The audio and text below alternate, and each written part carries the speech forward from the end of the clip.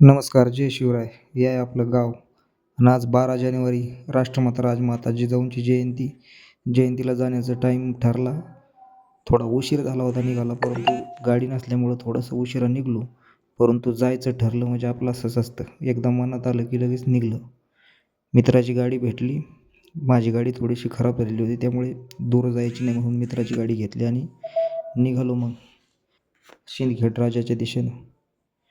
सिंदखेड राजाच्या दिशेने निघालो आणि सकाळीच आमचा बदनापूर तालुका, बदनापूरमध्ये आलो. बदनापूरमध्ये बघितलं तर गाड्या वगैरे काही जाताना दिसत नव्हत्या. त्यामुळं वाटलं नव्हतं की सिंदखेड राजाला यावेळेस जास्त गर्दी वगैरे असेल.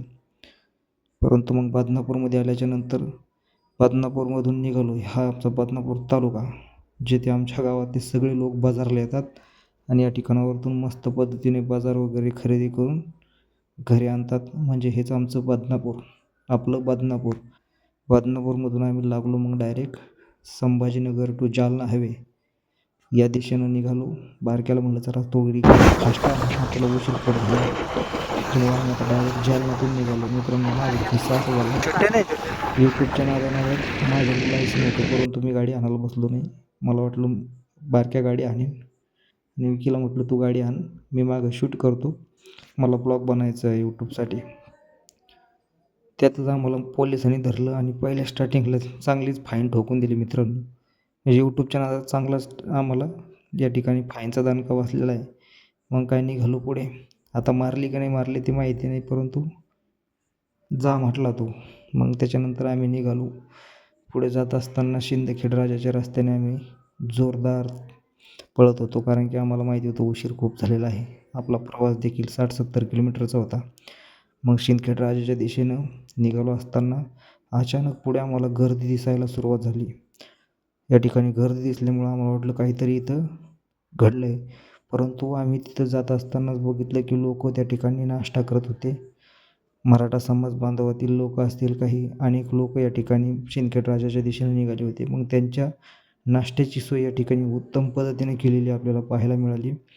मग काय घेतली बारक्यानी पण भजे आणि दबकीला 2-2 प्लेटी.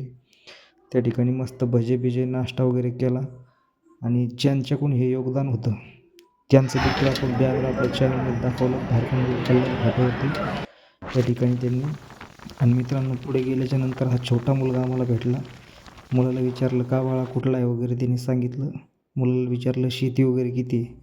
मुलगा म्हणे शेती वगैरे नाही, मला वडील नाही. मित्रांनो, खूप काळ झाला विषय लागला. बाळाला आम्ही सोबतच ठेवलं आहे आमच्यासोबत. त्याला म्हटलं चल तुला राजवाडा पाहायला यायचं का. तो म्हणला हो येतो. त्याला देखील सोबत घेतलं. मित्रांनो, खूप मनाला बेकार वाटलं मित्रांनो, कारण की तो म्हणला मी खूप छोटा होतो तेव्हाच माझे वडील वारलेले आहे. मग काय निघालो दिशेनं आपल्या राजमाता जिजाऊंच्या वडिलांच्या घराकडे, म्हणजेच राजवाड्याकडे. राजे लखोजी जाधव यांच्या राजवाड्याकडे आम्ही पाहण्यासाठी गेलो, कारण की मी देखील खूप दिवसापासून राजवाडा बघितलेला नव्हता.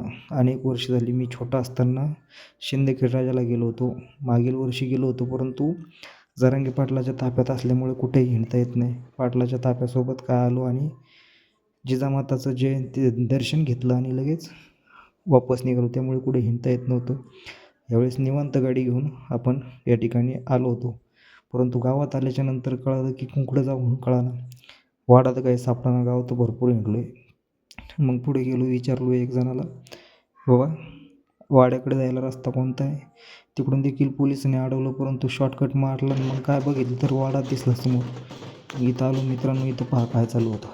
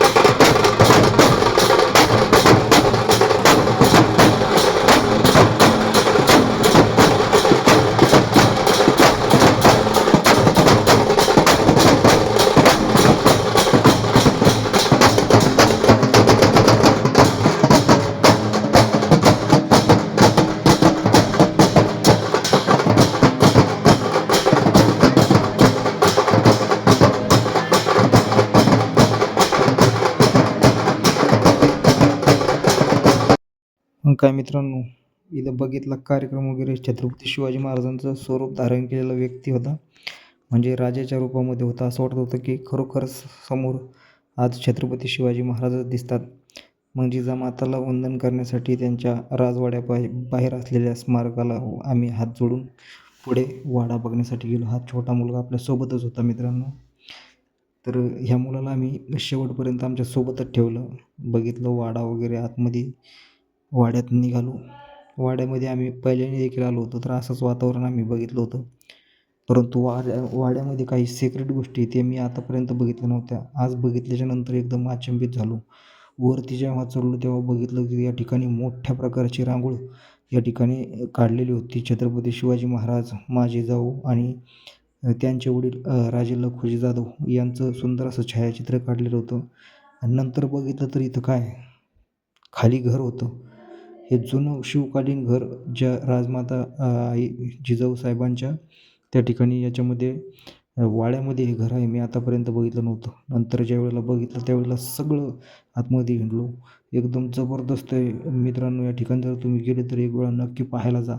कारण की आपण जर बघितलं तर या ठिकाणी बांधकाम कसं आहे जुनं हे पाहायला आज मिळतंय. त्या काळातलं बांधकाम एकदम जबरदस्त पद्धतीने बघितलं होतं.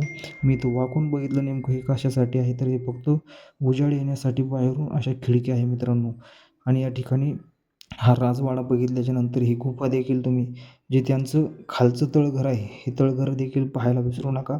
या तळघरामध्ये थोडीशी शूट घेतला आम्ही आणि मग काय तिथं तळघराच्या बाहेर निघासाठी पुन्हा एकदा निघालो. परंतु तळघर खूप मोठं होतं. इकडं देखील जाऊन बघितलं तर इकडं आम्हाला रस्ता बंद दिसला. पुढून गेट वगैरे बंद केलेला होता.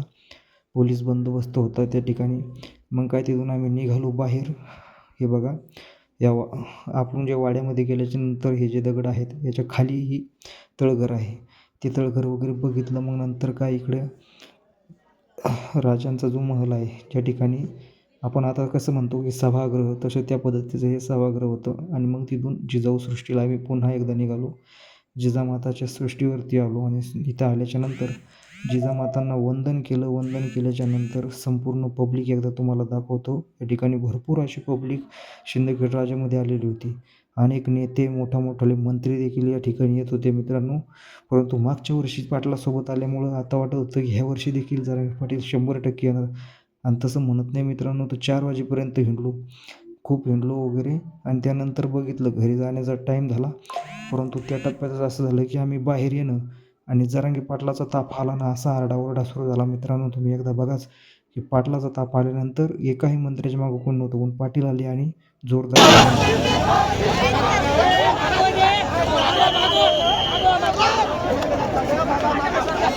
पाटील आल्याच्यानंतर मुलांचा आरडाओरडा सुरू होता. पाटील दर्शनासाठी त्या ठिकाणी करण्यासाठी पाटील आलेले होते. आणि मग काय पाटलांनी त्या ठिकाणी जिजामाताच्या स्मारकाला मानवंदना दिली, दर्शन घेतलं आणि पाटील निघाले. आणि आपणही त्या ठिकाणी पुन्हा एकदा गावाकडच्या दिशेनं वापस निघालो. तर मित्रांनो, कसा वाटला आजचा आपला पहिला ब्लॉग कमेंटमध्ये नक्की सांगा. आणि मित्रांनो, सपोर्ट करण्यासाठी आपल्याला फॉलो करा, सबस्क्राईब करा.